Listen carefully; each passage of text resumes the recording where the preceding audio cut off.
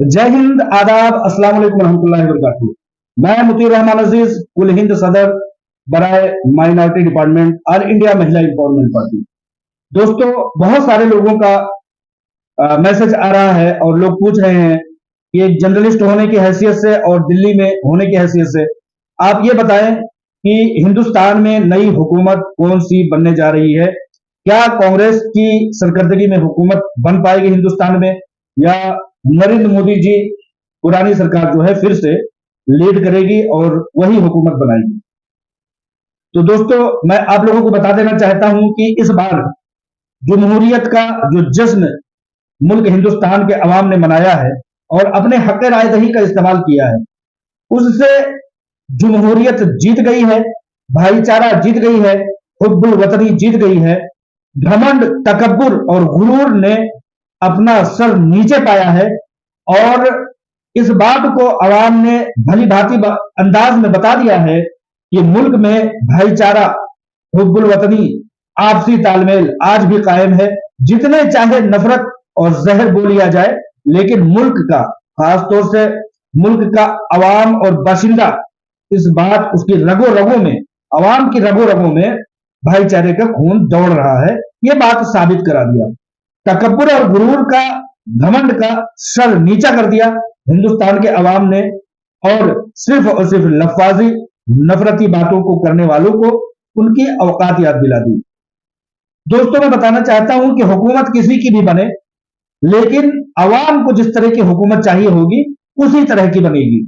यानी कि कोई भी हुकूमत इतनी मजबूत नहीं होगी कि वो पिछले दिनों की तरह से शरअंगेजी कर सके, चाहे वो बीजेपी की हुकूमत हो, चाहे वो कांग्रेस की हुकूमत हो, एनडीए की हुकूमत हो, चाहे इंडिया अलायंस की हुकूमत हो। दोस्तों, जब विपक्ष मजबूत होता है, जब सामने हुकूमत के सामने बैठने वाली टीम मजबूत होती है, तो किसी भी तरह से हुकूमत को मनमानी नहीं करने देती है। यह चीज हमेशा हमेशा देखा गया है। लिहाजा हिंदुस्तान की सेहत के लिए, हिंदुस्तान के बाशिंदों की भलाई के लिए वही हुकूमत दुरुस्त है जो कि कई एक पार्टियों से मिलकर के हुकूमत बनती हो।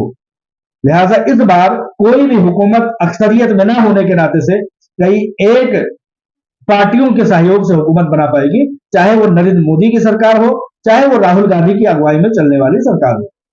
कुल मिलाकर के ये है कि इसमें, इस इलेक्शन में, 2024 के इलेक्शन में अवाम ने जो घमंड और तकब्बुर का सर नीचा किया है और बहुत बड़े बड़े सुरमाओं को उनकी औकात याद दिलाई है, उसमें यह भी बात है कि बहुत सारे अच्छे लोगों को, बहुत सारे पसंदीदा लोगों को अवाम ने अच्छी मकबूलियत दी है। खास तौर से राहुल गांधी को देखेंगे कि वो वायनाड और रायबरेली से उन्होंने 3-3 लाख से ज्यादा अंतर से वोट हासिल किया है और सबसे बड़ी मकबूलियत हासिल की है।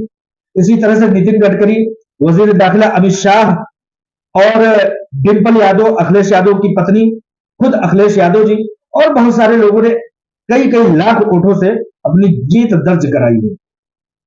इस इलेक्शन में जहां तमाम चीजें याद रखी जाएंगी, वहां यह चीज भी याद रखी जाएगी कि घमंड का सर नीचा यूं भी हुआ है कि वजीर आजम नरेंद्र मोदी, जो अमेठी से किशोरी लाल शर्मा को यह कहा करते थे कि ये तो पीए है, असिस्टेंट है, नौकर चाकर है और इनको जो है अपनी खिदमात के बलबूते पर इनको अमेठी की सीट सोनिया गांधी ने दी है। लिहाजा इस तरह से नहीं कहना चाहिए। कोई भी शख्स हो, हिंदुस्तान का अवाम कैसा भी हो, वो अगर एक वोट के डालने का अख्तियार रखता है तो वो भी उतनी इज्जत का मुस्तहिक है जितना कि वजीर आजम का, क्योंकि दोनों के वोट एक जैसे कीमती होते हैं। लिहाजा ये बात कहना घमंड और तकब्बुर में कि अमेठी में किशोरी लाल शर्मा को पीए होने के नाते से सोनिया गांधी ने उतारा है, ऐसा कहना गलत है। आप इस तरह से भी समझ लें कि नरेंद्र मोदी बनारस में जितने वोटों से नहीं जीत पाए, उससे कहीं ज्यादा वोटों से अमेठी में किशोरी लाल शर्मा ने जीत दर्ज की है। बहुत सारी बातों के लिए तारीख साज ये इलेक्शन 2024 माना जाएगा। इस बात के लिए भी तारीख साज माना जाएगा कि बौखलाहट में गोदी मीडिया जो है, जो कि कुछ भी करने को तैयार रहती है, उन्होंने एग्जिट पोल में 400, 450, 350 वोट और सीटें बता करके अपने आकाओं को खुश करने की कोशिश की, जो कि 2 ही 3 दिन में उसकी कलई खुल गई। आज वो चीज रिकॉर्ड बनकर के उनके मुंह पर पड़ गया है। जो एक तनाजुब हुआ करता था, मीडियम कैटेगरी हुआ करती थी, आवाम ने उसी तरह से सबको जीत दिला करके बड़े बड़े बदनज्म लोगों को, यहां तक कि जो लीडर हुआ करता था यूपी का, और उसके लड़के ने किसानों पर अपनी गाड़ियां चढ़ा दी थी और 5-7 लोगों को मार डाला था, वो भी बुरी तरह से जिल्लत और शिकस्त से दो चार हुआ। अब आ जाते हैं कि हुकूमत किसकी बनेगी। जैसा कि लोग सवाल करते हैं, हुकूमत एनडीए बनाने की कोशिश करेगी, नरेंद्र मोदी की सरकार बनेगी। लेकिन दूसरी तरफ राहुल गांधी और इंडिया अलायंस की कांग्रेस की सरकार भी बनने में ज्यादा दूर की बात नहीं है, क्योंकि नरेंद्र मोदी अगर हुकूमत बनाते हैं तो वजीर आजम वो खुद बनेंगे, और अगर इनकी हुकूमत बन भी जाती है तो ज्यादा पायदार नहीं होगी, किसी भी वक्त इनकी हुकूमत गिर सकती है अगर अगर बनती है तो। और ये दोनों हुकूमतें किसके रहमो करम पर बनेंगी? बिहार के नीतीश कुमार जी के और आंध्र प्रदेश के चंद्रबाबू नायडू की रहमो करम पर दोनों हुकूमतें बनेगी। अगर ये दोनों नीतीश कुमार जी और चंद्रबाबू नायडू जी अगर दूसरी तरफ चले जाते हैं, नरेंद्र मोदी की तरफ चले जाते हैं, नरेंद्र मोदी की हुकूमत बन जाती है। और अगर चले जाते हैं कांग्रेस और इंडिया अलायंस की तरफ, तो इंडिया अलायंस की हुकूमत बन जाएगी। जैसा कि आप लोग भी जानते हैं कि नरेंद्र मोदी जी 2 बार यानी 10 साल तक हुकूमत में रहे हैं और वजीर आजम बने रहे हैं। उन्होंने बहुत ही ठोस और आवाम को नापसंद आने वाले उन्होंने डिसीजन लिए हैं। नोटबंदी का डिसीजन ले लिया, जीएसटी का बिना सोचे समझे डिसीजन ले लिया, और एनआरसी का डिसीजन ले लिया, 370 धारा का डिसीजन ले लिया। इसी तरह से मुल्क में कोरोना वबा आया तो उसने कोई डिसीजन ले ही नहीं सके, बुरी तरह से फेल्यूर रहा है इनका। और इसी तरह से कोविड-19 में जो वैक्सीन लगी है, लोगों को इंजेक्शन लगा था, टीका जो लगा था, उसमें बड़े घपले में उनका मुलविस होना, ये बहुत सारी चीजें हैं उनके घमंड और तकब्बुर की मिसाल। और वो कहते हैं कि फैसले लेने में बहुत चाको चौबंद और बहुत बहुत तेज रफ्तार है। लिहाजा वो नीतीश कुमार के रहते हुए, चंद्रबाबू जी के रहते हुए, नायडू जी के रहते हुए वो क्या वही मनमानी कर पाएंगे? तो एक ऐसा शख्स जिसने कि 10 सालों तक मनमानी किया हो, खुद को वजीर आजम ना मान करके बेताज बादशाह माना हो, क्या वो अपने अलायंस के नेताओं के रहमो करम पर रह पाएंगे? तो नहीं माना जा सकता, नहीं समझा जा सकता कि बहुत दिन तक इनकी अगर इंडिया एनडीए अलायंस ने मोदी जी की सरकार ने हुकूमत बनाई तो, मोदी जी ने सरकार बनाई तो बहुत मजबूत नहीं रहेगी। हर एक फैसले में उनको लोगों का मुंह तकना पड़ेगा और किसी भी वक्त उनकी हुकूमत गिर सकती है अगर उनकी हुकूमत बनती है तो। और अभी सवाल यह भी खड़ा है कि नीतीश कुमार जी को और चंद्रबाबू नायडू जी को वो कौन सी ऐसी पोर्टफोलियो देते हैं, कौन सी ऐसी हुकूमत में जगह देते हैं, कौन सी मिनिस्ट्री देते हैं, ये भी सोचने और देखने वाली बात है। लेकिन दूसरी तरफ राहुल गांधी इंडिया अलायंस की हुकूमत जो कि पिसी हुई है, बुरी तरह से उसको दबाया गया है, कुचला गया है, वो क्या हुकूमत को अपने हाथों से जाने देगा? किसी भी कीमत पर नहीं जाने देगा। वो भी हुकूमत बनाएंगे ही बनाएंगे। और वो किस तरह से हुकूमत बनाएंगे?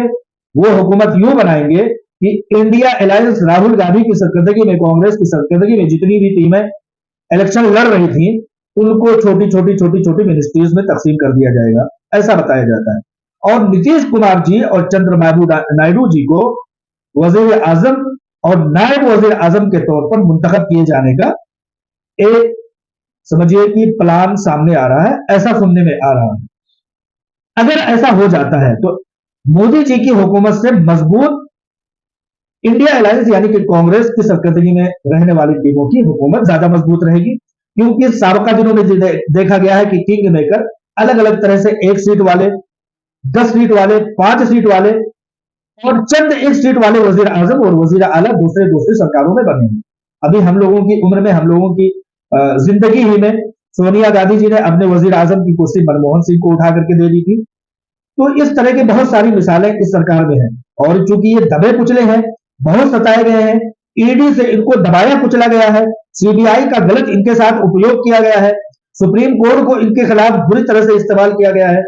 आज भी केजरीवाल जी जो इंडिया अलायंस का हिस्सा है, उनको जेल में रखा गया है। और इसी तरह से लालू यादव जी को जेल में रखा गया है, ममता बनर्जी जी को जेल भेजा जाएगा। इसी तरह से तेजस्वी को जेल भेजने की धमकियां दी जा रही थी वजीर आजम मनमोहन सिंह के जरिए,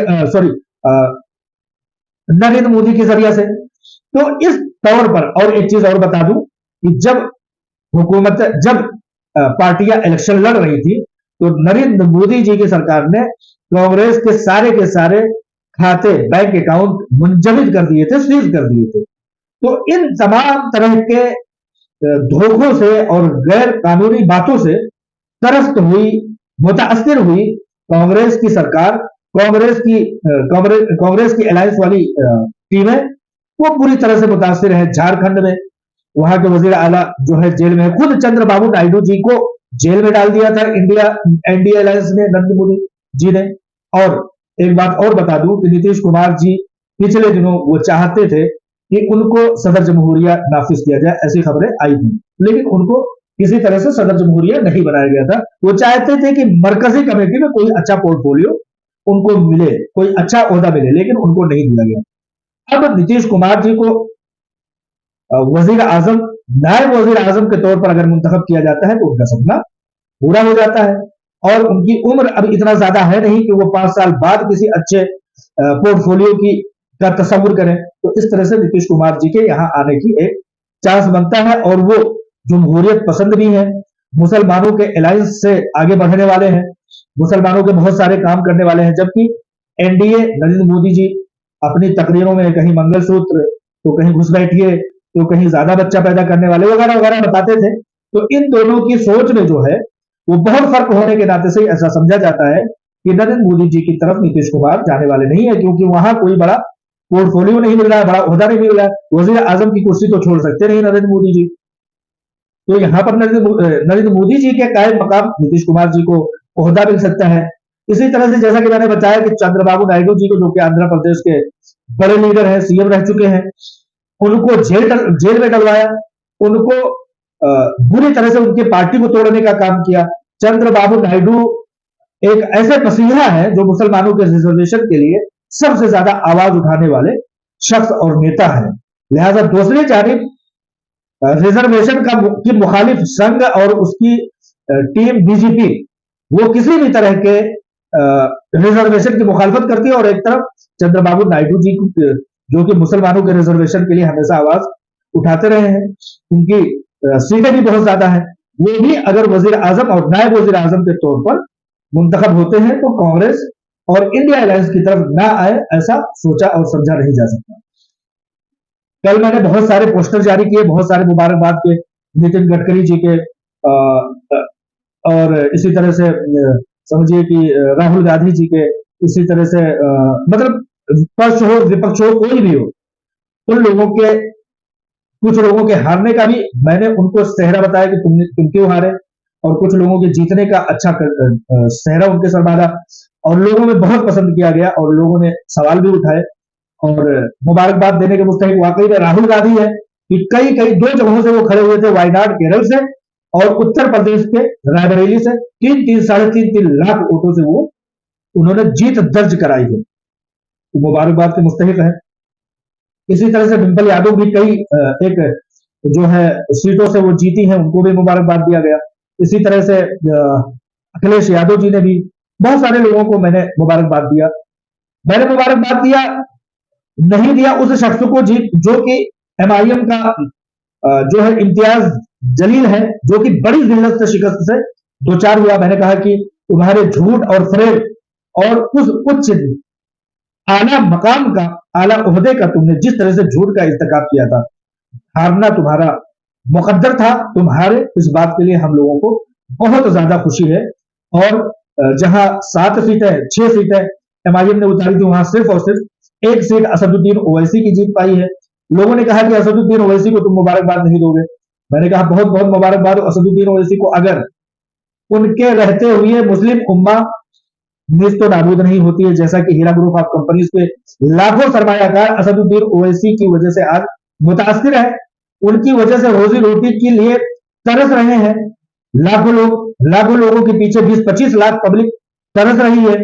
उनके तकब्बुर की वजह से, उनके हार और शिकस्त की एक समझिए कि मनगढ़ंत सोच की वजह से, उनके खौफ की वजह से, और उनको अगर मुबारकबाद दें तो किस तौर पर दें कि उन्होंने अपने खिलाफ सोचने वालों के या अपने मुखालिफ सोचने वाले को, जो उन जैसा नहीं सोचता है, यानी वो सोचते हैं कि सिर्फ मुसलमान की हुकूमत हो, और वो सोचते हैं कि मुसलमान अपनी टीम बनाए। अगर ऐसा नहीं सोचते हैं तो आपके ऊपर एफआईआर करते हैं। किस बात पर एफआईआर?